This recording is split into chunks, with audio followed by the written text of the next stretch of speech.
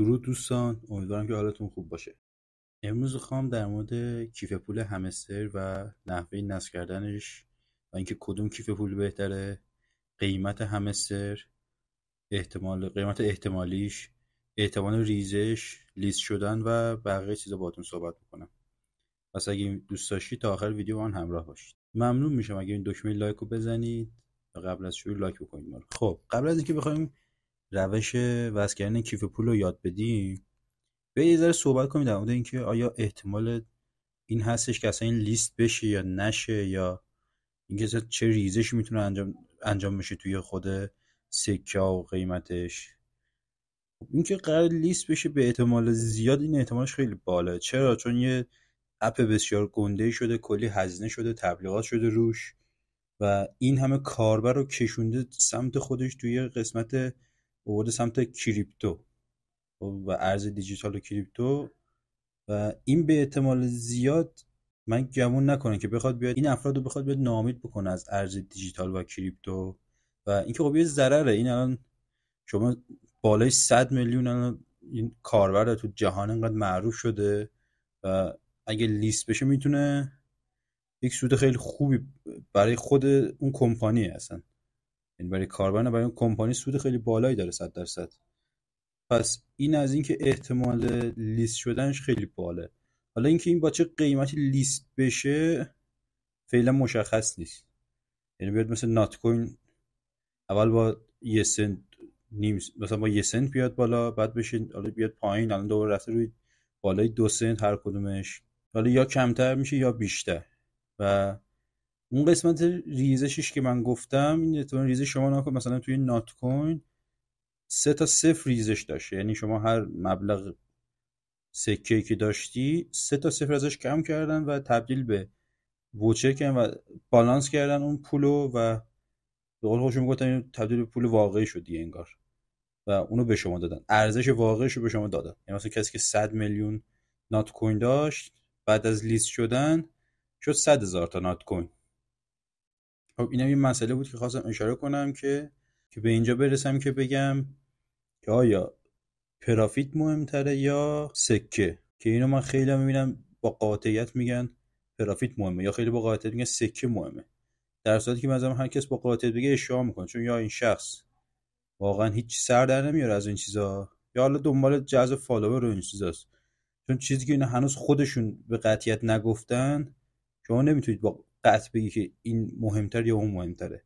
ولی حالا چیزی که عقلانیه و آدم میتونه ارزیابی بکنه توی اینه که اینا ارزش بسیار زیادی گذاشتن برای پرافیت. که چجوری شما نکن سکه مثلا اینا روزی یه 5 میلیون کارت به شما هدیه میده، جایزه میده، و 1 میلیون هم از کد مرس به شما میده. خب جمعا 6 میلیون روزانه. پس معلومه که سکه انقدر نه که ارزش نداره، من نمیگم بازم ارزش نداره، در اندازه پرافیت نیست. شما بعضی جاها مثلا میرسید، الان اینجا نگاه بکنید توی سکه های من، خیلی از این کارتا برای اینکه من یه ذره بخوام بالا ببرشون باید 2 میلیون 3 میلیون باید هزینه بکنم.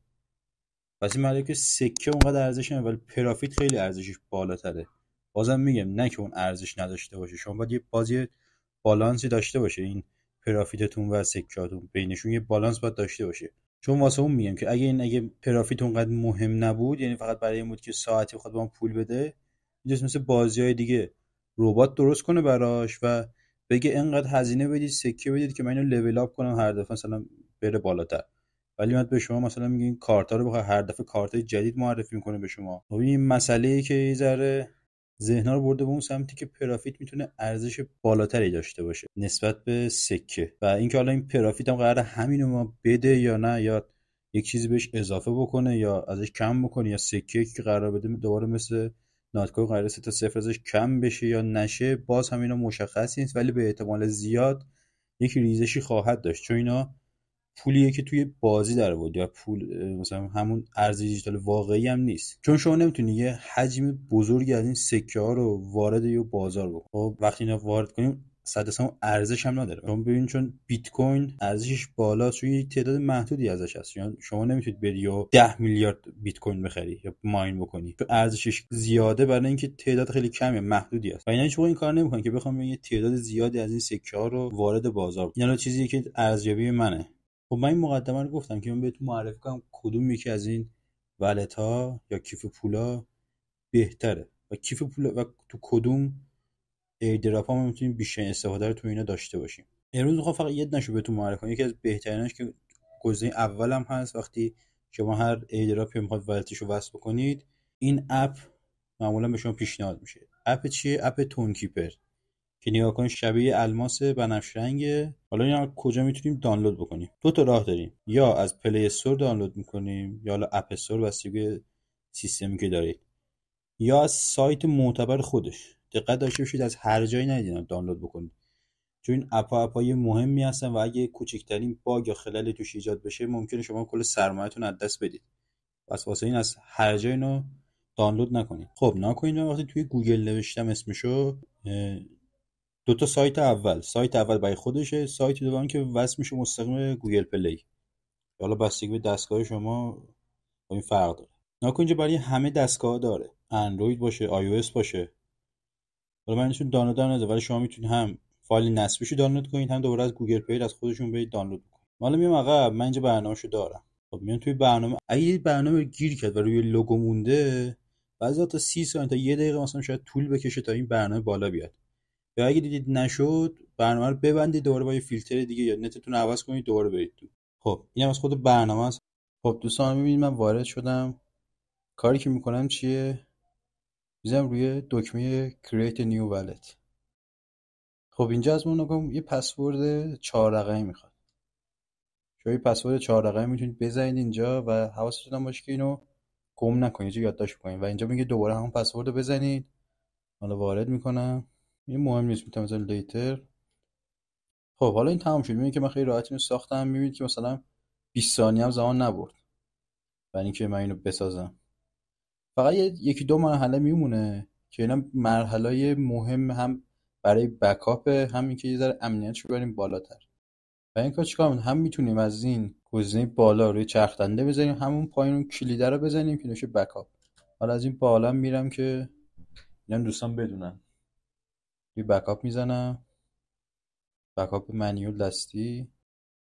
اینجا یه سری دستورالعملا برام نوشته که چیکار نباید بکنیم. مثلا میگه که این کد ریکاوریتون رو تو هر دستگاهی به غیر از تونکیپر وارد نکنید یا مثلا به هر کسی ندید، چون میگه هر کسی که این کد داشته باشه میتونه با اینا وارد حساب شما بشه. حالا اینجا دوباره هم کد 4 رقمی از ما میخواد، میزنه. و الان اینجا میدونم من بهتون شطرنجی کردم، ولی اینجا 24 تا کلمه انگلیسی براتون میاره که اینا رو هم اسکرین شات بگیرید، هم اگه میتونید روی کاغذ بنویسید. این صفحه جا نمیره، صفحه رو پاز بکنید یا اسکرین شات بگیرید، این توی کاغذ بنویسید داشته باشید. اینا خیلی مهمه، چون بعضی وقتا وقتی میخواید وارد بشید یا اگه یه موقع دستگاهتون دزدیده شد، گم شد یا هر چیز دیگه ای، میتونید خیلی راحت وارد صفحه بشید و سه تا از این کدا رو ازتون میخواد. مثلا میگه شماره 3، شماره 18 و شماره 23 رو برام بنویس چیه، و شما املای دقیقش رو مینویسید و تایید میکنید که این ولت برای شماست. پس این خیلی مهمه و اینو هرگز گم نکنید، چون امکان داره کل سرمایه‌تون از دست بدید. خب من الان میزنم چک بکنم اینو که با شما ببینید. 15 و 17 و 20 من بگو چیه، اینا رو بزنم. خب ببینید الان من تاییدیه داد که اینا درسته. یه کار دیگه که میتونید بکنید، از اثر انگشت استفاده بکنید که دیگه نیاز نباشه کدتون رو وارد بکنید و اینا خب امنیتش بالاه. شما فقط دکمه رو روشن کنید و ازتون میخواد انگشتتون رو روی صفحه بزنید، یا حالا به هر قسمت گوشیتون که اثر انگشت رو تشخیص میده میذارید و اون خودش بقیه کارا رو انجام میده و همون لحظه دوباره توی 5 ثانیه تاییدیه رو به شما میده. خب اینم از این. بریم برای بخش وصل کردن ولت به همستر کامبت. خب برای همستر میام تو خود برنامه، این قسمت میبینید ایردراپ. خب همونطور که میبینید حالا میذارم روی والت اینجا. اگه یه موقع برای شما زده بود کامینگ سون، نگران نباشید، چند بار سفر ریلود بکنید، چون اینا دارن کم کم برای هر کاربری کم کم اینا رو باز میکنن که زیاد سروراشون شلوغ نشه. روی کانکت والت میزنم. خب اینجا میبینید که اولی ما تون کیپر رو برد. دیدم مای تون والت هست، اینم اپ خیلی خوبیه، تقریبا با همین برابری میکنه. ولی خب حالا من اینو از این استفاده میکنم.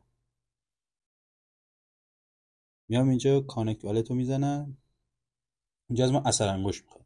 من اینو اثر انگشتیش کردم که خیلی راحت تر باشه، استفادهش راحت تر باشه. نه دانو زد.